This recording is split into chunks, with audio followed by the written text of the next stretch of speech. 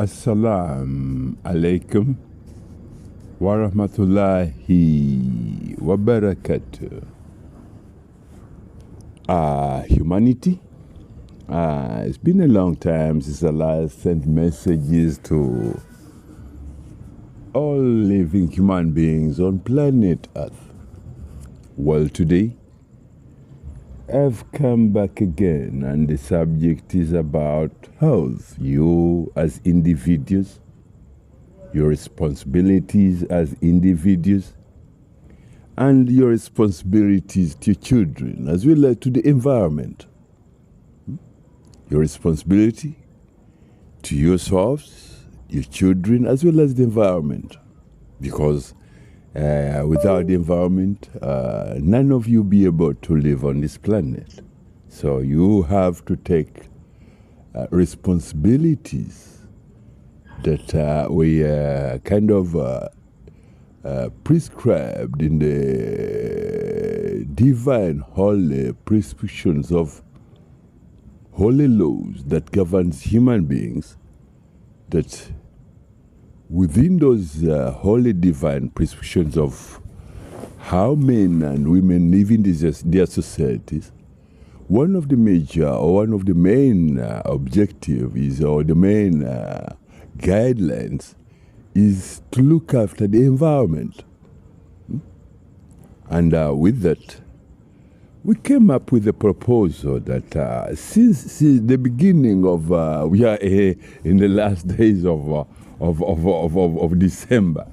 So I would like to suggest that within the coming new year, everyone's resolution, teenagers to elders to teenagers, is to take on a task that will help alleviate we call it constrictive. Constrictive is whereby the environment is squeezing whatever out of you human beings. So with that, we suggest that every living human being from the age of 5 is encouraged by their parents to plant trees, 10 trees every month. 10 trees every month. In countries where there is no water available on a daily basis, let's say in dry parts of the world, you can, those children, they spend most of the days playing in the sand or whatever, you can encourage them to go in the where the nearest well is, pick a bucket of water, and make sure they water these plants, trees, in order to kind of curb the constrictive damages that the environment can do to human beings.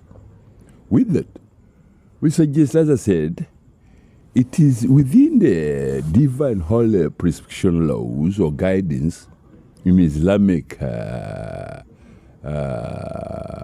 decrees of how human beings live within their societies, to understand that the environment is very important, because at the moment, if you have to switch on a TV or a radio or a newspaper, the first thing you say, climate change, global warming, climate change. It became a song which men and women sing, either when they are sleeping or when they are awake.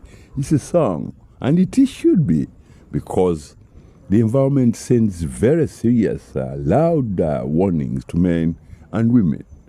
And asks, what kind of life do you want on this planet? The one of either waking up, and when you wake up, the first thing you do is to run in a betting office, and you place a stake. When we retire, how is Manchester United playing against who? Arsenal? Is that of any help to the environment? No, it's not. Neither to you as a person who takes a stake in such early hours of the day. So we would like to help human beings understand their responsibilities to themselves and to their children, as well as to the environment. I will put this one on the table as one of the most important guidelines in holy divine prescriptions of the interpretations of the sacred verses of the Holy Quran. Men and women, wherever you are on this planet, you are all living Muslims, whether you like it or not. Because that's the way it is. I don't know whether you have a tree in your compound. If you have a tree in your compound, I would use that to interpret why a tree stands as a tree in your compound. One of the most important aspects of having trees in the compound in the human capacity is to either sit under the shade of the tree or to take fruits, if it's a tree that bears fruits, like mango tree, like orange tree. No, but that's not all. A tree is a signature of one of the most nearest interpretation to men who are wise, that a tree, when you have a tree, either you planted it or it was planted by Allah, He says to you, I, as a palm tree in your compound, a palm tree is a tree which bears coconut fruit, or a palm tree, it bears coconut fruit, or a mango tree can bear mangoes, or an orange can bear mangoes, but it has a stem. That stem is a character, a signature character of the letter I, which stands for Islam. Islam is one of the most holy, beautiful religion of Allah, and it's the religion of the trees. It's the religion of every human living being on planet Earth. Islam is the religion of everything that you've ever placed your eyes on. It's the religion of the Pacific Ocean. Islam is the religion of the Atlantic Ocean. Islam is the religion of every drop of water that comes on this planet, either from the sky as rain, because with it, when the rain falls, I don't know whether you've ever taken time to look at the sky when it's raining. It becomes a drop of water, rain, comes as a straight thing. It bears witness that indeed Islam is one of the most holy, beautiful religions. So with that, I would like to remind men and women on this planet that human beings, you are given a percentage of mental development. That mental development is allows you, it comes with rewards. It allows you to have kind of a companion, like chicken, chicken and its chicks and so many hoes. And with that, yet that mental development rewards is that you can say that I own that chicken, I own that horse, I own that cow. Yet you do not provide us anything to its survival. A chicken, when it wakes up, after it does offer yes a very, very great service, because you are in a community of Muslims. That great service, it calls the azan. When the azan is called in Mecca, the chicken will do the same thing at the very time that the azan for Fajr prayer is called. With that, it has offered a service. Not only that, it can also produce an egg. If a chicken goes and feeds, it doesn't have to say, you say you own me, I'm a chicken. Will you provide for me a cup of tea? No, it doesn't have to say that.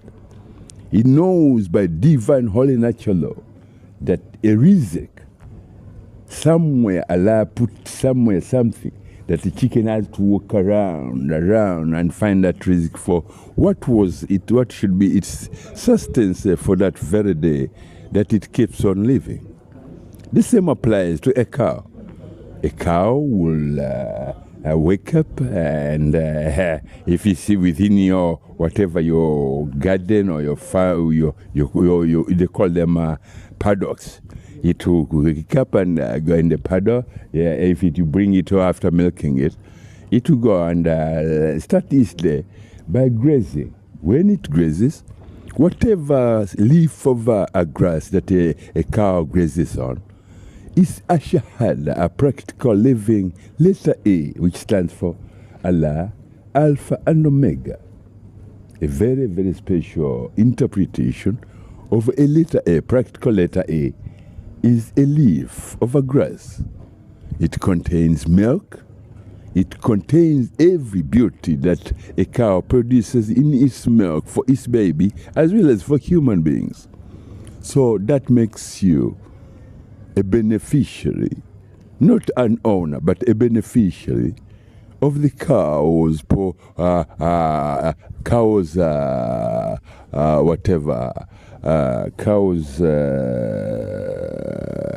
contribution to harmony and beauty of the religion of Islam.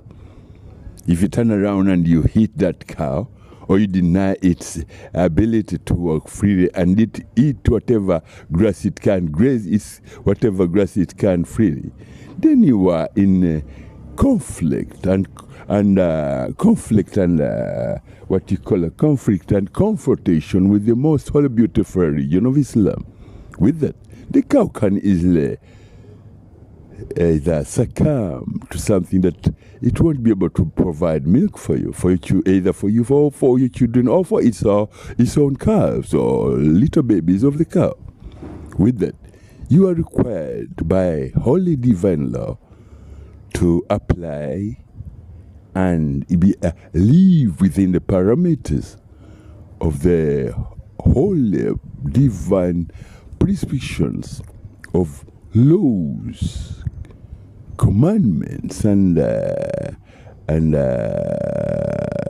directives of how men and women and the environment. We start with the environment, because without the environment, it will be very difficult to look after yourselves as human beings. With that, it's required of you to make sure that you plant.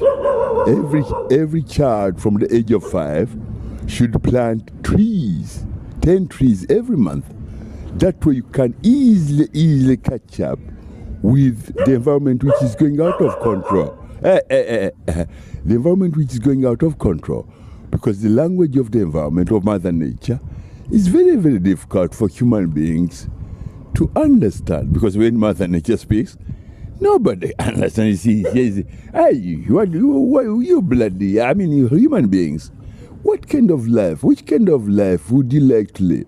The one of exploding missiles, ballistic missiles here and there? Or the one whereby a cow provides milk?